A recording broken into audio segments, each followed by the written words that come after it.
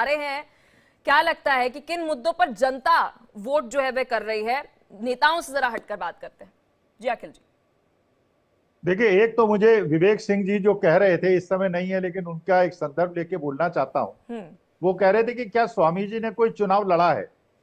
तो मैं उनसे निवेदन करना चाहता हूं, मैंने महाभारत का युद्ध में नहीं लड़ा है, मैंने रामायण में भी, मैं वानर सेना में नहीं था, लेकिन मुझे रामायण भी कंठस्थ पता है और मुझे महाभारत भी पूरी पता है। तो चुनाव लड़ने की आवश्यकता नहीं होती है, सब तथ्यों में रहता है आदमी। अच्छा, दूसरा ये, अगर रहते विवेक सिंह जी जो कि भारतीय जनता पार्टी के नेता थे, कल यहाँ पे महाराष्ट्र के अंदर एक अनिल देशमुख जैसे जो एक्स होम मिनिस्टर थे, उनका सिर फोड़ा गया, इतने टांके लगे हैं, पूरा सिर जो है लहूलुहान था। ये लोकतंत्र हो रहा है। ये अडानी जी चुनाव लड़ रहे हैं। अडानी जी को इस प्रकार से लोकतांत्रिक प्रक्रियाओं का वो करना है। अरे, अगर आपको महाराष्ट्र को लूट के सब कुछ गुजरात ले जाना है और सारी इंडस्ट्रीज को गुजरात ले जाना है, वो वोट करे, क्योंकि मतदान ये केवल हमारा अधिकार नहीं है, ये हमारा कर्तव्य भी है। और लोकतंत्र में हम सरकार चुनते हैं और जिसको हम चुनते हैं उनसे ही हम अपेक्षा रखते हैं। तो अगर हम सरकार से अपेक्षा रखते हैं तो वोट करना ये बहुत महत्वपूर्ण है। इसलिए बढ़ चढ़कर सब लोग वोट करें, ऐसी मेरी सबको प्रार्थना है। Serious allegations were raised against Vinod Tawade yesterday. Then later, timing has been very interesting. Supriya Sure and Nana Patole, their audios were circulated by BJP itself. Top BJP spokesperson has also taken the press conference. How do you look at the timing as well as the allegations raised by BJP?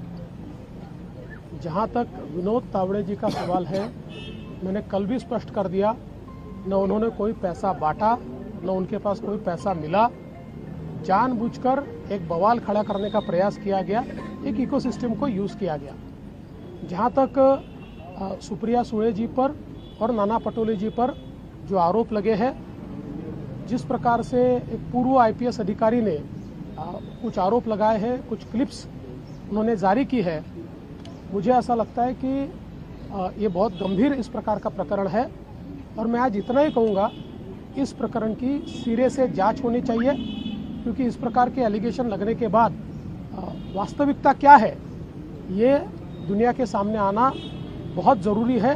Allegation बहुत serious है, तो इसकी पूरी तफ्तीश हो, इसका पूरा investigation हो। देवेंद्र फडणवीस को आप सुन रहे थे और लगातार हमारे साथ मेहमान भी जुड़े हुए हैं, लेकिन आपको ग्राउंड पर लेकर चलते हैं। गाजियाबाद से मेरी सहयोगी आंचल हमारे साथ जुड़ी हुई है, अखंड भी मेरी सहयोगी है। आंचल, क्या अपडेट? क्योंकि लगातार हम देख रहे हैं कि भीड़ जो है वो गाजियाबाद में धीरे धीरे थोड़ी जो है वो बढ़ते हुए नजर आ रही है। बिल्कुल, देखिए गाजियाबाद के मतदान केंद्र की ही मैं तस्वीर दिखा देती हूँ कि सबसे पहले गेट से आप देख लीजिए कि वहाँ लोग काफ़ी ज़्यादा जमा हैं, जो कि धीरे धीरे करके अपना जो आई कार्ड है वो दिखाकर और उसके बाद आधार कार्ड दिखाने के बाद यहाँ मतदान करने पहुँच रहे हैं। एक मतदाता भी हैं, मतदान करके आ चुके हैं। हाँ जी। किन मुद्दों पे मतदान किया है? सफाई पे। मुद्दा क्या रहा? सफाई आपने बताया, और क्या मुद्दा रहा? और तो कोई मुद्दा नहीं है। यानी कि गाजियाबाद में बाकी व्यवस्थाएं सब ठीक है? हाँ, विकास सही है। तो देखिए, विकास सब ठीक बता रहे हैं, व्यवस्थाएं सब ठीक बता रहे हैं। एक और मतदाता है, छोटी बच्ची के साथ में आए हैं, वो उसको भी लेकर आए हैं, क्योंकि अभी बड़ी नहीं हुई है लेकिन कभी ना कभी मतदान जरूर करेगी। बच्ची को लेकर आए, मतदान आपने कर दिया। चुनावी मुद्दे क्या रहे? चुनावी मुद्दा है विकास, देश की प्रगति। सबसे बड़ा मुद्दा ये है कि हमारे देश के लिए बहुत ज़्यादा तरक्की हुई है और विदेशों में भी हमारे देश का बहुत बड़ा नाम हुआ है, इसीलिए सबसे बड़ी हम इसीलिए मतदान करने के लिए आए हैं। देखिए, महिला भी हमारे साथ में, महिला क्या चाहती है, किस तरह की तस्वीर जो है वो होनी चाहिए, क्योंकि उत्तर प्रदेश की कई सीटों पर आज उपचुनाव है। बहुत अच्छा, हम तो चाहते हैं जो हमारे देश के लिए कर रहे हैं योगी और मोदी को हम सपोर्ट करेंगे, खुल के करेंगे, चाहे किसी को बुरा लगे चाहे भला लगे। जो लोग कहते हैं योगी क्या करता है, मोदी क्या, उनको दिखता नहीं है। उन्होंने अपनी सारी जीवन इस पे समर्पित कर दिया। क्या हम उनके लिए आधे घंटा टाइम नहीं दे सकते?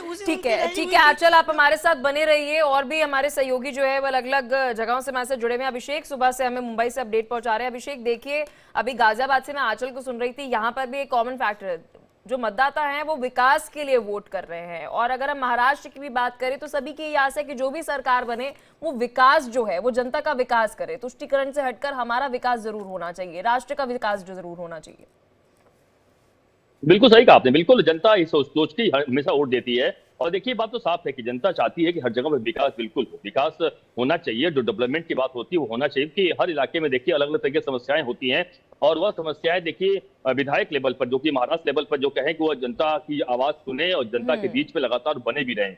क्योंकि ऐसा कई बार देखा गया कि कई बार आप देखे होंगे कई विधायक जो चुनकर आते हैं, कई बार वह अपने एरिया से लापता हो जाते हैं, गायब हो जाते हैं और वो जनता के बीच में नहीं आते हैं। जनता इन मुद्दों को भी सोचकर वोट देती है कि आखिरकार उनके साथ में कौन खड़ा रहता है, दुख सुख में कौन आता है, कौन उनकी मदद करता है, कौन उनके काम आता है। तमाम ऐसे जो काम होते हैं वह जरूरी हो जाता है। तो जाहिर सी बात है कि देखिए जो महानगर पालिका के चुनाव होते हैं, जो लोकसभा के चुनाव होते हैं, विधानसभा का चुनाव होता है, इसमें काफी अंतर होता है। जनता उन तमाम मुद्दों को लेकर लगातार वोट देती है, और यही कारण देखिए कि आप ठीक पीछे हमारे देखेंगे आप किस तरह के देखिए कि यहाँ पर अभी लंबी लाइन लगी हुई है, और लंबी लाइन लगने के कारण देखिए कि यहाँ पर लोग भारी पैमाने पर यहाँ पर लोग हैं, और लगातार लोग सुबह से खड़े मैं देख रहा हूँ यहाँ पर लोग वोट दे रहे हैं। और यह संख्या आप समझिए कि सुबह 9 बजे से लेकर जो लगातार मुंबई के अगर हम वोटिंग परसेंटेज की बात करें तो समझ करीबन 7% के आसपास पूरे महाराष्ट्र में वोट हो चुका है।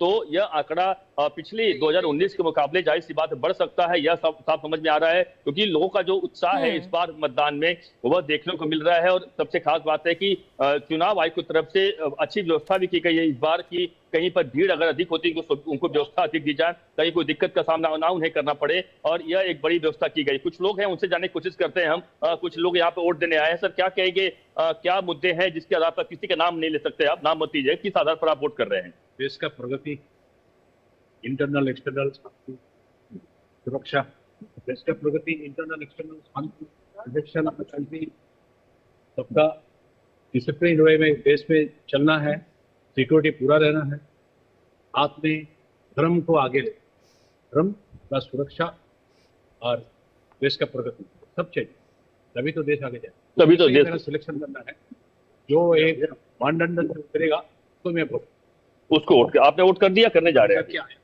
करके वोट कर जो आप करने जा रहे हैं, आप क्या कहेंगे, क्या आपके लिए मुद्दे खास रहे जो आपने वोट आप दिखाइए जरा, आप दिखाइए, दर्शक देखना चाहिए। देखिए इन्होंने वोट कर दिया है, जो हमारा एरिया का विकास करेगा, जो हमारे लिए अच्छी हॉस्पिटल लेके आएगा, जो हमारे एरिया में अच्छी फैसिलिटी देगा, हम उसको वोट करेंगे, उसको वोट करेंगे। तो ये एक बड़ा जाहिर सी बात है कि यह जरूरी है। और देखिए लोग हैं, हम और भी जनता है, सीधे हम उनसे जानने की कोशिश करते हैं, महिलाएं हैं, महिलाओं से जान लेते हैं। माता जी क्या कहेंगे आप, क्या वोट करने आए आप लोग? देख लंबी लाइन है, अच्छी बात है आप लोग वोट करने आए, समय निकाल रहे हैं, क्या आप किसी